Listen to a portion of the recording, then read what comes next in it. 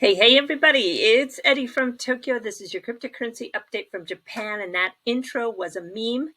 Yes, that was Ripple's CEO, Brad Garlinghouse, when he joined Anthony Pompliano, often known as Pomp, and it created quite a reaction of disbelief when Pomp said he didn't believe that at that time the Bitcoin hash rate was controlled by predominantly miners in China. Well, we all know that it was true. I don't even think he'd have the nerve to disagree with that today. But in a few hours, we're going to have a very new, significant meetup. This is between Pomp and Mr. Larsen, Chris Larsen, the chairman of Ripple. This is bigger than Schiff versus Saylor.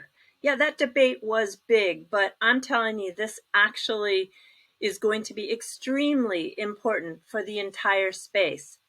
I'm 1,000% sure Mr. Larsen knows more facts pertaining to Bitcoin, mining, and what governments have planned for the greenhouse gas disclosures and proposed changes for companies in the United States to actually put it on their balance sheets. I think the Bitcoiners are falling into a state of miscalculation.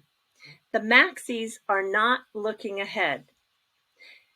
This is not about a Ripple agenda to promote XRP. This is Mr. Larsen moving on his own. The proposed code change that he has put out there to move to proof of stake could seriously avert the possibility and likelihood that institutional investors will not be free to put Bitcoin on their books. And I think that would be disastrous for Bitcoin because, yes, Bitcoin will survive. It definitely will survive, but can it keep its dominant position? Because it won't be just the United States. It's going to roll over into the G20 and beyond. And it ain't the money, but it's the money. And as a Bitcoin owner myself, I don't think it's good. So I definitely want to do what's best for the future of Bitcoin. And yes, I'm on the fence because I know that moving to proof of stake is maybe not the ideal situation or the ideal solution, but definitely there needs to be a set roadmap so that Bitcoin doesn't become an asset that can't be touched by institutional investors. So this is going to be a very important meetup. We've heard these claims for many, many years from a lot of different groups on the environmental sides of Bitcoin mining and what Bitcoin mining's impact on the environment is. But, a lot of this is really, really shady science. There's not a whole lot of data that supports this, and it really ignores a lot of examples like Bitfarms, who are very publicly and very transparently mining Bitcoin on huge amounts of hydro and renewable resources in places like Canada, the United States, and Paraguay. So since our inception in 2017, we've mined somewhere around 15,000 Bitcoins with hydroelectricity, and these sorts of claims are completely ignored. I don't think that this is going to go anywhere. It seems like another play by Ripple to promote their own token at the expense of Bitcoin using shoddy science. That position you just heard is very typical coming from a miner, which is why tomorrow's conversation is going to be so important. And then also, I want to now play a clip for you, very short. It is something that was uploaded today. It is the SEC, Heron Lee, talking about the greenhouse gas emissions disclosures. So, two takeaways on this. One is that this is not going to go away. And two, there is a program or an app out there called Spend the Bits, and it is, I think, going to be extremely relevant moving forward because it can move Bitcoin over the XRP ledger, and it is also possible to use interledger protocol. So let's just have a listen to Heron Lee, and I think reality starts to set in about how the possibility is very real that there is going to be a lot of effort placed on slowing Bitcoin down? The millennials, for example, have become the largest generation. They'll soon be the largest investors. They've entered their 40s. We know that they're very motivated by responsible spending, responsible investment. How do you see the market changing?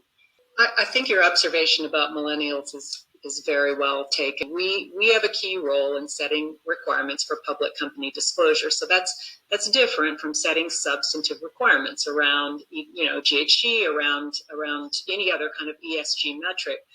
Our rules are just aimed at getting accurate information into the markets. We want to get the data out there so that markets can function efficiently. And I think right now, I think there's a gap that we need to address when it comes to climate and ESG, so that investors can price risk, can allocate capital efficiently, and can allocate capital as they see fit. For you, the potentially single most important data point might be GHG emissions disclosure.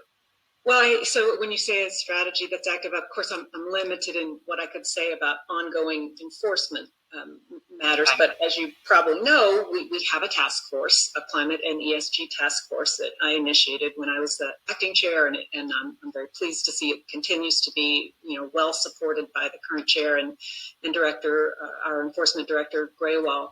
So, we can and should enforce what's on the books, the rules that we have that implicate climate and ESG, because those are obviously material topics at some level. So companies are just churning out hundreds of pages of disclosure related to ESG right now on a voluntary basis, but they understand that they are still subject to anti-fraud protections, correct? Because the enforcement division is going to look at this the same way they do any other type of disclosure, whether it's voluntary or whether it's required, and that is to make sure that it's materially complete and that it's materially accurate. So you heard it loud and clear.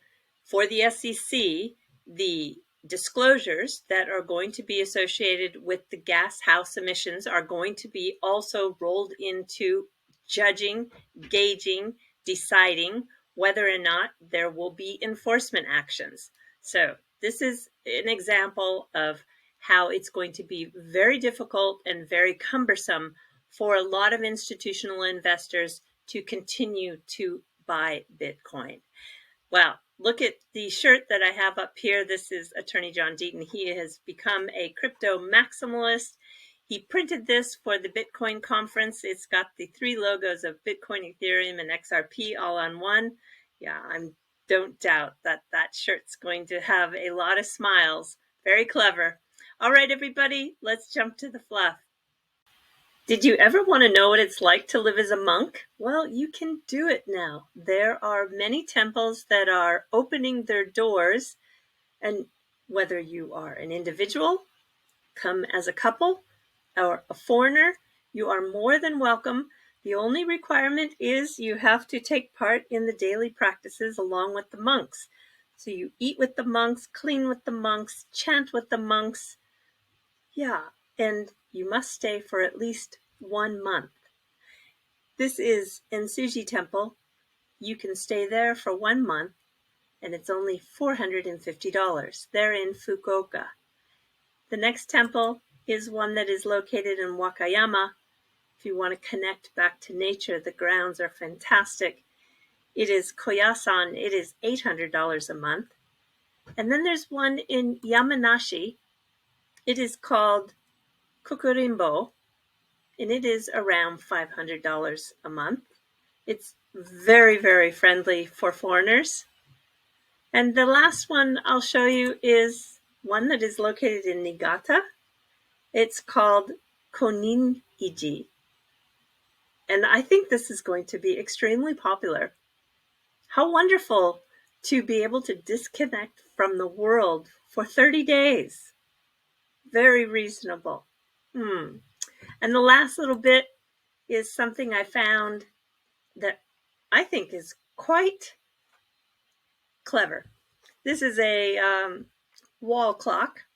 It's done with Dragon Quest, but think about this. You could do it yourself with anything. Like, how many CDs do you have still collecting dust? I have too many. And I have a lot of movie in the VHS format too, that could be fun to rotate on these little ledges. Or I really think books would be fantastic. So I just wanted to share it with you because I think that it has a lot of possibilities. All right, everybody, do take care. Sayonara for now. Bye-bye.